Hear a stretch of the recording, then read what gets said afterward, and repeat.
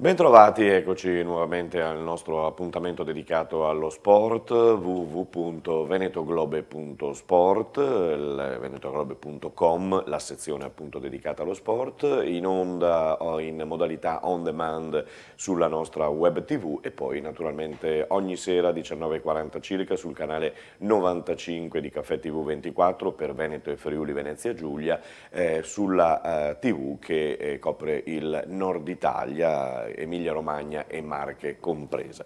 E allora, augurandovi un buon ascolto con le principali notizie, andiamo ad aprire con la prima di queste notizie che riguarda il mondo del basket americano, ma di che come potete vedere riguarda un ex giocatore della TVB DeLonghi Basket, Davide Moretti, lo ricordate? Penso di sì. Andrà a giocarsi la sua seconda March Madness, ovvero la follia di marzo, come è stato dato, come ha avuto questo nomignolo, il torneo che assegna il titolo tra i college americani. Il suo futuro potrebbe essere ancora negli Stati Uniti, ha detto, ma Moretti ha inoltre dichiarato, stamane poi tra l'altro una bellissima intervista, una pagina intera sulla Gazzetta dello Sport per questo fenomeno italiano che sta veramente sorprendendo tutti, e lui stesso, perché ha detto sono migliorato veramente moltissimo. Il ritorno in Italia ci potrebbe anche essere e magari anche per andare a vestire la maglia della nazionale.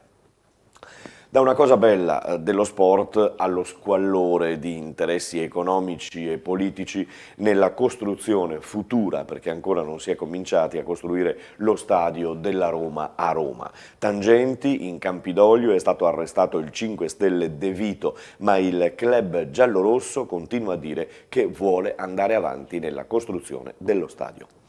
Andiamo a parlare di calcio allora con questa querelle. In attesa di riprendere dopo la sosta della nazionale, l'Inter potrebbe riavere finalmente il suo centravanti Icardi, potrebbe essere stata fatta pace tra Wanda Nara, l'agente nonché moglie di Icardi, e il direttore generale e l'amministratore delegato Marotta dell'Inter e non della Juventus. All'Udinese invece torna in panchina Tudor, che riprende il suo posto dopo l'arrivo di Nicola, e finora sono 11, pensate, gli allenatori sostituiti. Alla Sampdoria invece tutti aspettano Vialli, che potrebbe diventare presidente tra le acclamazioni dei tifosi. Per la Serie B anche qui in questo caso si attende la ripresa il 29 marzo e si comincerà con Cremonese Verona, mentre in Serie C ancora si fa un gran parlare del match clou che c'è stato tra Pordenone e Monza, che ha visto il pareggio tra le due squadre, con il Monza di Brocchi che ha sbagliato un calcio di rigore che avrebbe potuto darle la vittoria e forse dare ancora qualche speranza alla Triestina di recuperare sul Pordenone. È un Pordenone che comunque, come ha detto il suo presidente Lovisa, a Pasqua vorrebbe già aver vinto il campionato per poi pensare con calma e con tranquillità al prossimo stadio di Pordenone.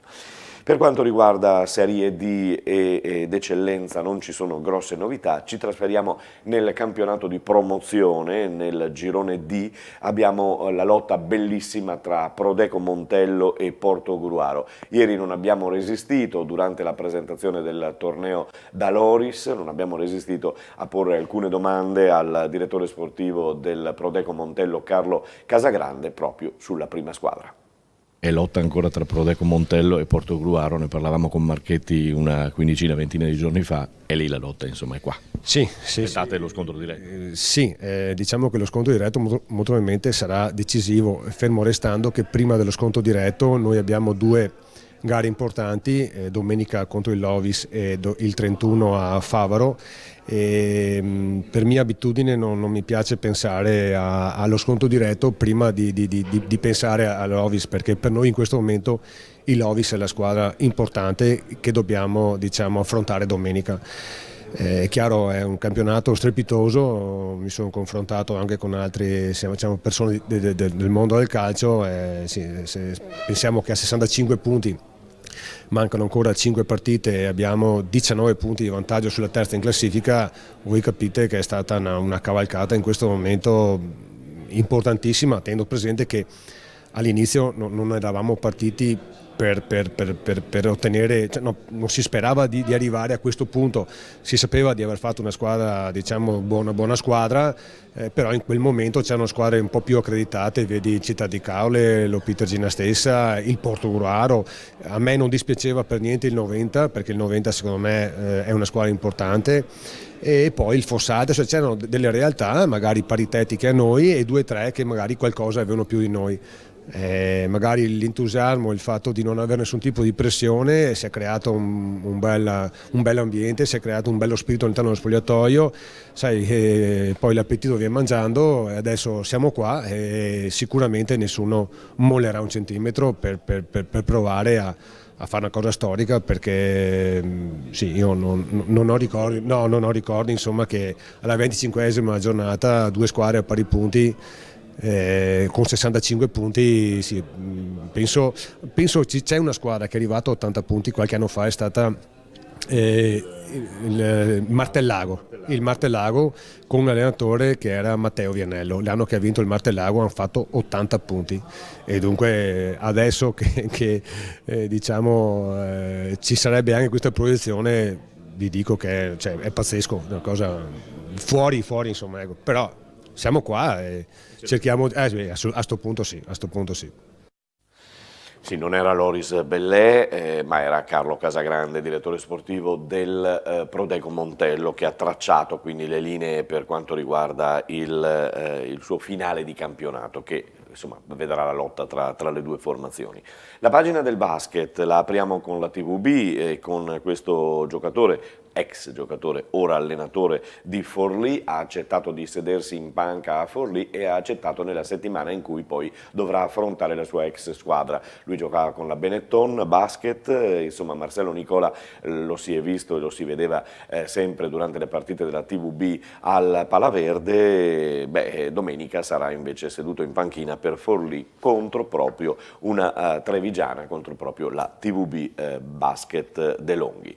Ponzano, le altre squadre che seguiamo da vicino. Ponzano femminile in A2 viene reduce da una sconfitta purtroppo 69-63 contro la terzultima della classifica. Adesso si ribalta la cosa, deve affrontare la terza della classifica, Costa Masnaga, che sarà al Palacicogna sabato sera alle ore 20. La Ruker Sanve, l'altra squadra che seguiamo da vicino in Serie B maschile, ha perduto di 1 punto contro l'Olginate e allora Marco Mian ha chiesto subito di rifarsi immediatamente, gara casalinga al Palasystem di Saccon di San Vendemiano contro Padova, e anche per la Ruker come per il Ponzano femminile ci sarà da scontrarsi con la terza della classifica. Esaurita la pagina del basket, passiamo a quella del volley, che oggi è breve, insomma, perché abbiamo condensato tutto. Ieri siamo andati all'arrivo all'Imoco Village della corriera del pullman che trasportava le ragazze, i tecnici e parte della dirigenza appunto a casa, dopo la splendida vittoria in quella di Istanbul contro la formazione turca, appunto sconfitta per 3-1, diciamo, al Golden Set, poi grandissima vittoria della formazione coneglianese di Daniele Santarelli. Abbiamo sentito ieri l'intervista, ormai la testa è decisamente alla prossima di campionato, che con una trasferta impegnativa che è quella di Brescia, probabilmente ci sarà un po' di turnover e poi si penserà a Busto Arsizio in casa e poi nei primi giorni di aprile, ancora da decidere se il 2 o il 3 aprile, alla prima sfida contro il Fenerbahce di Brissio. Benetton partita, salita in aereo questa mattina per raggiungere l'Irlanda, perché si gioca domani, venerdì, contro Connacht, ed è una partita di quelle importanti. Lo capisce e lo segnala anche naturalmente colui che in mancanza di Bud ha fatto anche il capitano, e cioè Alberto Sgarbi. Eccolo ai nostri microfoni. Con Alberto Sgarbi alla Ghirada per parlare naturalmente di questo prossimo impegno che vi attende. Siete pronti per la partenza? Venerdì giocate contro Connacht. Che settimana è stata? Beh, questa è stata una settimana ovviamente come di preparazione alla partita, quindi sicuramente lavoro un po' più tecnico in vista appunto di Connacht. La scorsa settimana è stata una settimana un po' più di preparazione fisica, quindi andando a rifare dei lavori che normalmente nelle settimane di gioco non si possono fare, quindi bene, siamo sicuramente pronti per una partita dura che ci aspetta. Chiaramente Connacht è una squadra molto forte, è forte in più reparti, in più situazioni, che ha una difesa comunque aggressiva e anche delle fasi statiche diciamo molto importanti, quindi Avete avuto c'è stato il ritorno dei nazionali? sì, alcuni ragazzi si stanno allenando insieme a noi, altri hanno ovviamente un periodo di recupero visti gli impegni che hanno sostenuto. Credo che sarà fondamentale il loro apporto. Comunque siamo un gruppo molto ampio, ma ogni singolo giocatore sicuramente porta qualcosa di fondamentale per questa squadra. L'hanno definita un po' come un antipasto questa grande partita. Sì, ovviamente visto come sta andando quest'anno, giochiamo contro Connacht che è in lotta come noi del resto. Penso che dobbiamo pensare proprio al nostro lavoro, perché se ci soffermiamo a pensare ai playoff piuttosto che a loro, diciamo, ecco, più che a noi, non saremo pronti a sufficienza. Quindi è una partita difficile, questo è chiaro, una partita importante dove vogliamo fare bene, senza dubbio, ma penso che proprio dobbiamo, in questi ultimi allenamenti che ci rimangono, affinare i dettagli per quanto riguarda il nostro gioco, per essere pronti ovviamente alla sfida.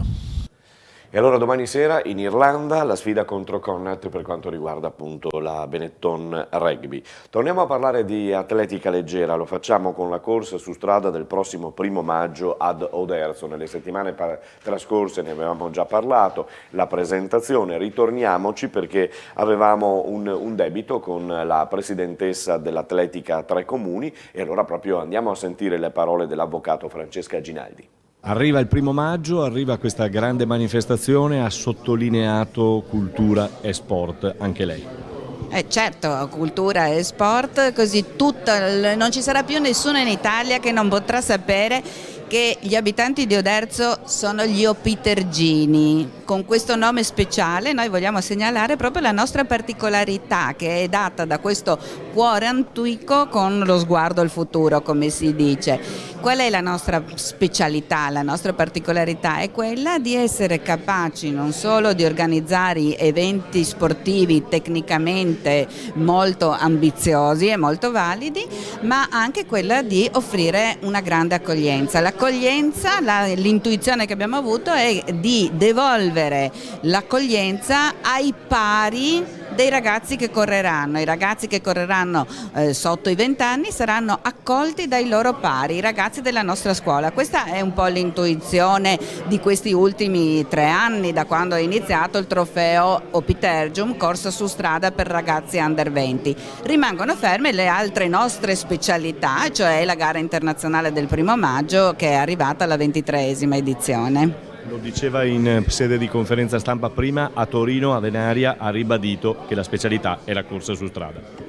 Sì, per noi è la corsa su strada che assurge a valore massimo tanto quanto il cross. A Venaria Reale siamo stati invitati tutto sommato per celebrare ad ufficio del presidente Fidal, ministrante, come si dice, ministro di questo matrimonio, il matrimonio tra il cross e la corsa su strada. Naturalmente con un matrimonio con un dovuto brindisi di Prosecco.